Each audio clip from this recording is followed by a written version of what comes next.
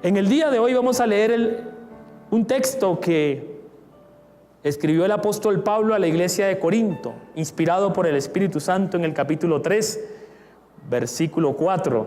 Y vamos a leer desde el versículo 4 en adelante. Y tal confianza tenemos mediante Cristo para con Dios, no que seamos competentes por nosotros mismos para pensar algo como de nosotros mismos, sino que nuestra competencia proviene de Dios, el cual asimismo nos hizo ministros competentes de un nuevo pacto, no de la letra, sino ¿de qué? Del Espíritu, porque la letra mata, pero el Espíritu, ¿qué pasa con el Espíritu? Vivifica.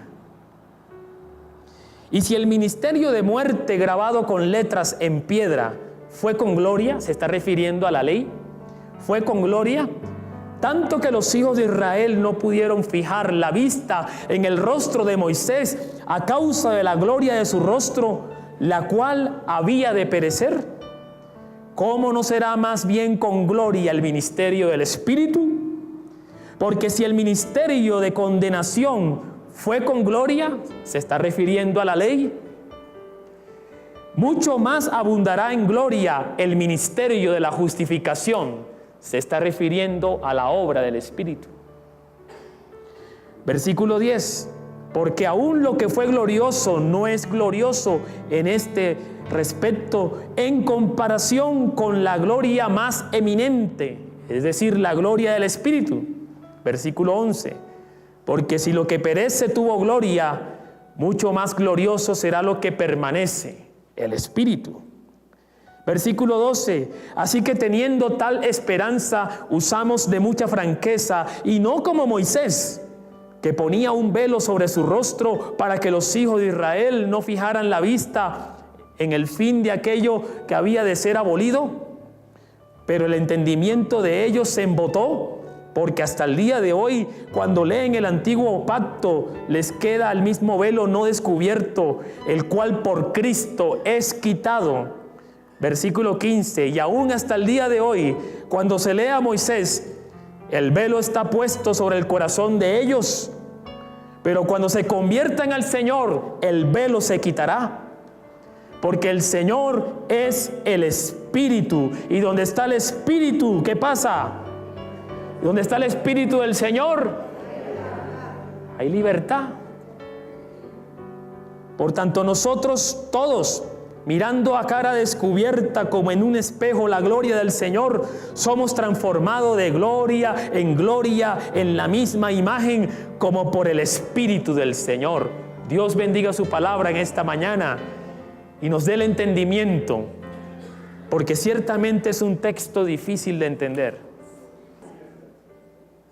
Así hemos titulado esta reflexión. Donde está el Espíritu del Señor hay libertad. ¿Pero libertad de qué? La libertad es un don divino.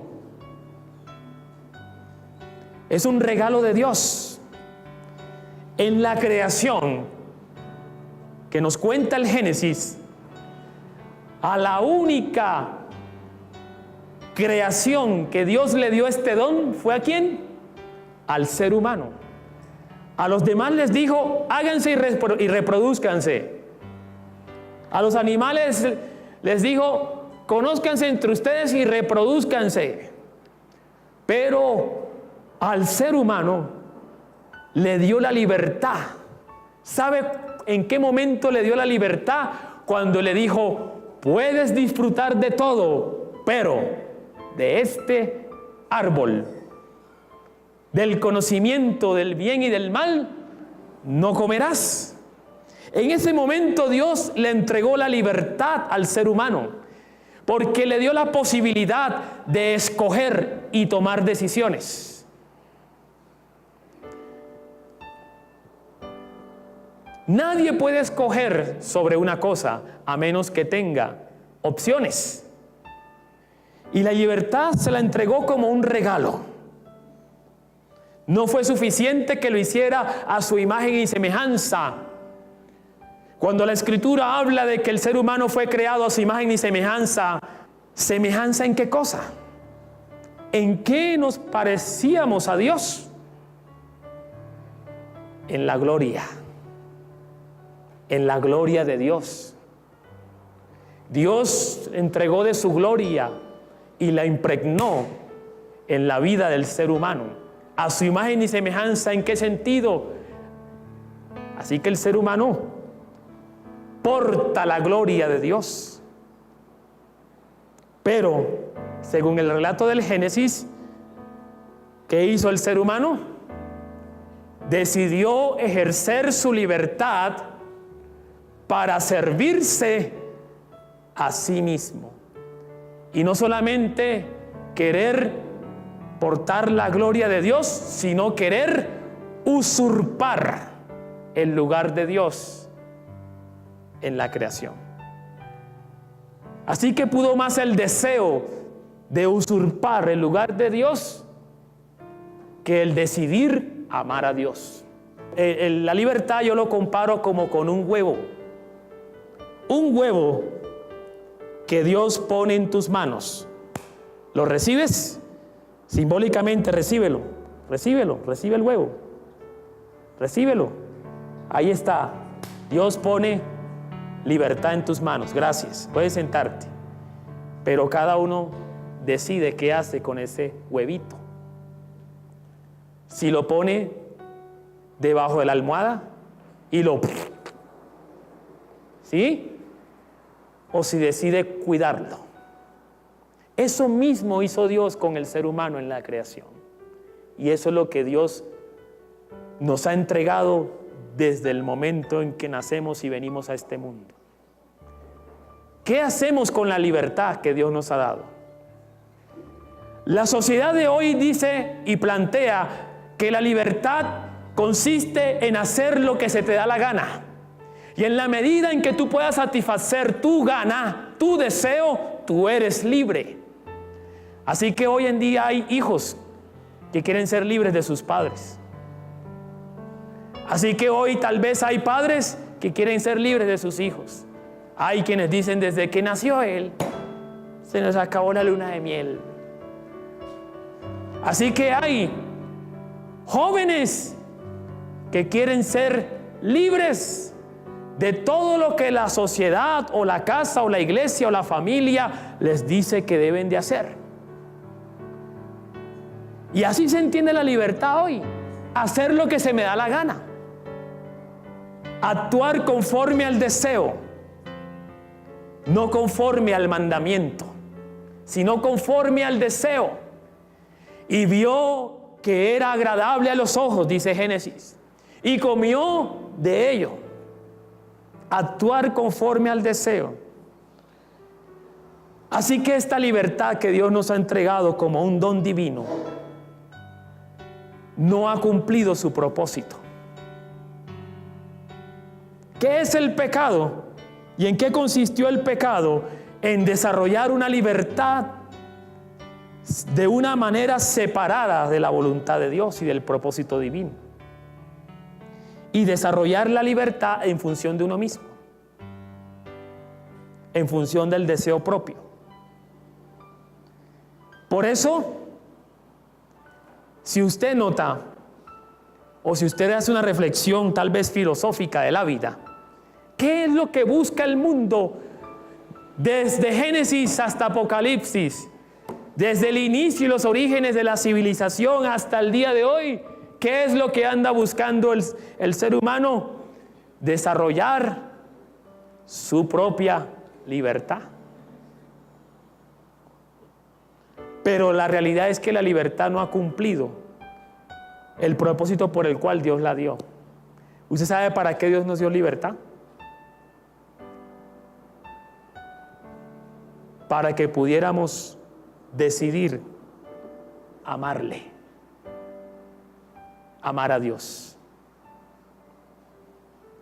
Porque el amor es fruto de una decisión libre. El apóstol Pablo, cuando está escribiendo este texto, está haciendo un contraste, independientemente que el apóstol Pablo lo hayan cuestionado en su ministerio, porque por eso escribe la segunda carta a los Corintios, Porque al apóstol Pablo ya no le creen. Porque hay unos maestros judaizantes que están desprestigiando el ministerio del apóstol Pablo en la iglesia de Corinto, diciéndole que lo que él está enseñando no es suficiente, que hay que volver a la ley. Así que la iglesia de Corinto comienza a desconfiar del ministerio del apóstol Pablo y no reconoce su autoridad. Por eso el apóstol Pablo escribe esta carta, para decirles: es que mis créditos y mis credenciales vinieron de Cristo. Es que lo que nosotros le predicamos no es la ley, sino un nuevo pacto, una nueva alianza en Jesucristo. Y a propósito de eso, en la parte que acabamos de leer, el apóstol Pablo está contrastando el propósito de la ley con el propósito del Espíritu. En la obra de la ley que produce en el ser humano y la obra del Espíritu que produce en el ser humano. Y en ese propósito el apóstol Pablo hace ese contraste, y yo creo que lo resume en el versículo 6. La letra mata, pero el Espíritu vivifica. Así que el propósito de la ley era tratar de restituir esa libertad que el ser humano había perdido al actuar conforme a su propio deseo. Porque cuando la ley se establece porque quiere corregir algo. Usted, cuando pone una norma en su casa a sus hijos, ¿por qué lo hace? Para enseñarles, ¿no? Para corregirlos. Porque hay acciones, actitudes, conductas que no son conforme a lo que entendemos, que no son conforme a la voluntad, que de pronto hacen daño, que consideramos que son malas. Entonces ponemos normas. Por mucho tiempo yo hacía las tareas no porque tuviera la conciencia de que con esto yo aprendería a ser una persona más educada, sino que yo hacía las tareas, ¿por qué? Por el miedo al castigo. Entonces, por más que cumpliera la norma, ¿será que la norma, será que la regla, será que la ley me estaba transformando internamente? No. Porque mi obediencia estaba orientada no por el amor, por el querer, por el deseo de superarme, sino por el miedo al bendito castigo. Eso mismo estaba produciendo la ley, según el apóstol Pablo. La ley que trajo Moisés trajo castigo, trajo condenación, y no logró transformar el deseo humano. No logró traer la libertad de la que habla aquí en relación al Espíritu. La ley fue dada en piedras para que se reconociera por la eternidad. Pero el pueblo recibió la ley que estaba escrita en piedras con un velo, está diciendo el apóstol Pablo. Porque quien entregó la ley, Moisés, cuando descendió del monte, vino con un velo. ¿Y por qué vino con un velo, según lo que dice acá, o lo que entendemos por el Antiguo Testamento? Porque la gloria de Dios, la imagen y semejanza de Dios que estaba sobre él, era tanta que el pueblo no podía ver cara a cara la bendita gloria de Dios sobre el rostro de Moisés. Así que tuvo que ponerse un velo. Y me llama la atención la mención del velo que hace aquí en este pasaje. Porque el velo tiene aquí un significado espiritual. La gente no podía ver directamente a Moisés, porque Moisés, ¿qué tenía cuando descendió de ese monte? Eso resplandecía la gloria de Dios. ¿Usted puede ver el sol de frente, cara a cara? Imagínese la gloria de Dios. ¿Me hago entender? No podían ver a Moisés. ¿Dónde más se usó el velo? En el tabernáculo. ¿Para qué se usaba el velo en el tabernáculo? Primero, el tabernáculo, que representaba el lugar donde la gente y el pueblo se conectaba con la presencia de Dios. Pero esa presencia estaba mediada por algo, un velo que separaba el lugar santo del lugar santísimo. Luego, en el templo, cuando se construyó el templo, también había un velo que separaba el lugar de la presencia de Dios del lugar donde el pueblo iba a adorar o a ofrecer sacrificios. Cuando la mujer era desposada por su futuro marido, la mujer se cubría con un velo. Así que el marido o el futuro marido no podía verla directamente a los ojos. No podía verlo directamente hasta el momento en que se casaran. Entonces, en ese momento se quitaba ese bendito velo de esa mujer y ahí no había oportunidad para arrepentirse. Pero lo que quiero decir era que el velo parece ser que era un impedimento para relacionarse directamente. ¿Qué está diciendo el apóstol Pablo aquí? La ley trajo un velo. Y ese velo no le permitía al pueblo conocer, comprender y entender la profundidad de la presencia de Dios, de la gloria de Dios. Pero después dice, y ese velo fue quitado con Jesucristo nuestro Señor. Porque cuando Jesucristo murió, ¿qué pasó con el velo del templo? ¡Aleluya! Todo velo, todo impedimento, todo prejuicio, toda religiosidad fue quitada. Ya no hay nada que separe al ser humano de la bendita presencia de Dios. En Jesucristo tenemos entrada confiadamente al trono de la gracia, como dice Hebreos. Ahora hay una nueva relación con Dios. ¿Pero a través de quién? De aquel que rompió el velo del templo en dos. Jesucristo nuestro Señor. Así que la ley no trajo libertad, sino lo que trajo fue la condenación. La ley lo que demostró era cuán inmundos, cuán pecadores, cuán egoístas somos por naturaleza. Así que la ley fue incompleta. No trajo la libertad que se había perdido. Lo que trajo fue la condenación, la esclavitud. Lo que trajo fue la muerte. Y eso es lo que el apóstol Pablo está defendiendo frente a la iglesia de Corinto. Que la ley es incompleta, pero que en Jesucristo se hizo la justificación. ¿Con qué propósito? Entonces viene la obra de Jesucristo. En el versículo 17 y 18 termina esta parte diciendo, porque el Señor es el Espíritu, y donde está el Espíritu del Señor, ahí hay libertad. El Señor no es ley. El Señor no es letra. El Señor no es letra escrita en tablas de piedra. El Señor es Espíritu.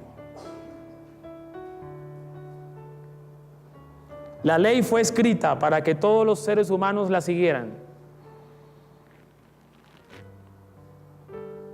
Pero el Espíritu de Dios ahora mora en nosotros.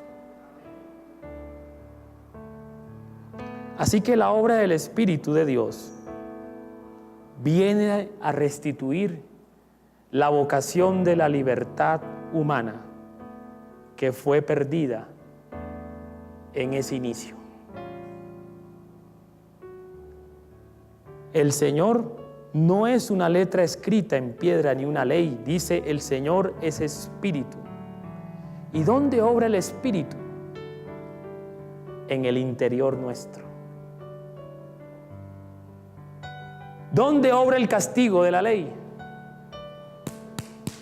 Sobre nuestro exterior, ¿cierto? Pero eso no garantiza que seamos transformados. Pero el espíritu, ¿dónde es que obra? Adentro.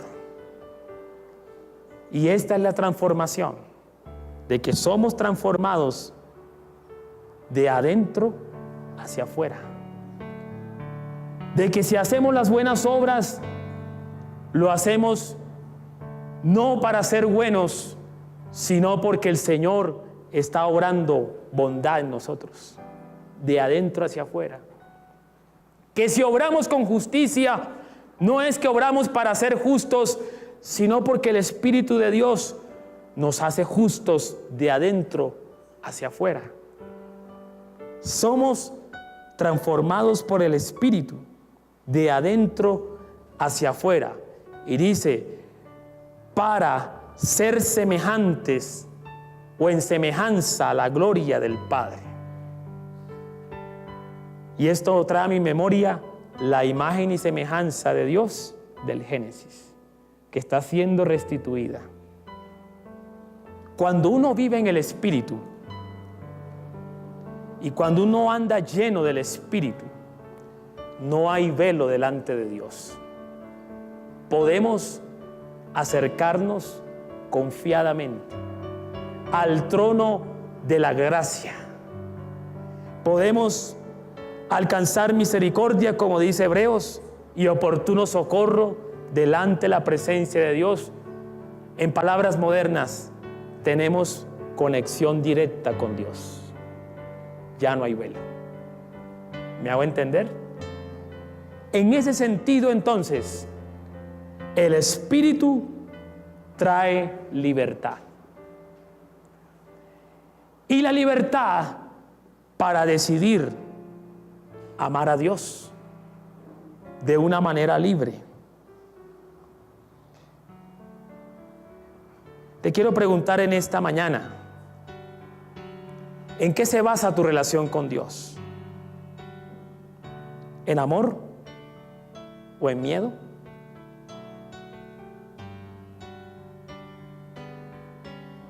¿En miedo al infierno? ¿En miedo a que si no estoy con Él me va mal en la vida? ¿En miedo a que si no estoy con Él no soy prosperado económicamente? ¿No obtengo los milagritos? ¿En qué está fundamentada nuestra comunión con Dios? Porque si es en el miedo, creo que estamos en la ley o en el velo de la ley. Pero si es en el amor, estamos entonces en el Espíritu Santo de Dios. Te pregunto, si Dios no te prosperara económicamente, ¿tú le seguirías buscando? Te pregunto, supongamos que Dios nos sane, ¿tú seguirías anhelando, buscando la comunión con Él? Supongamos, si el infierno no existiera, ¿tú seguirías entonces buscando al Señor? Porque cuando uno se hace esas preguntas es porque estamos pesando nuestra motivación. ¿Por qué estamos aquí? Los muchachos, porque si no estoy aquí, mi mamá, mi papá me regañan. ¿Por qué estamos aquí? Porque si no vengo el domingo a la iglesia en la semana me va mal. Si esa es la motivación,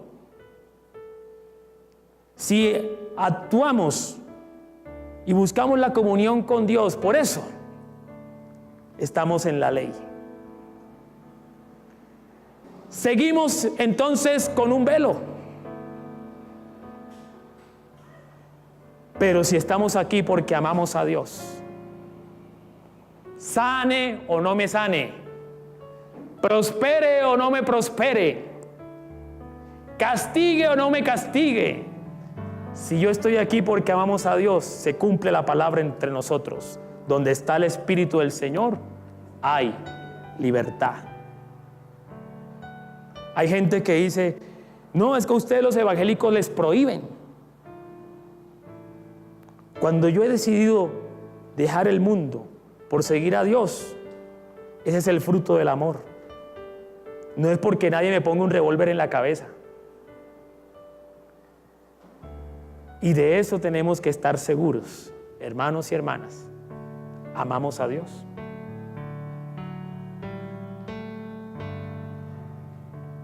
O le tenemos miedo. Donde hay miedo no hay libertad. Donde hay amor hay libertad.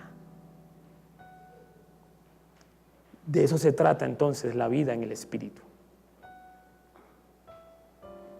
Y eso es lo que nos transforma, el amor a Dios.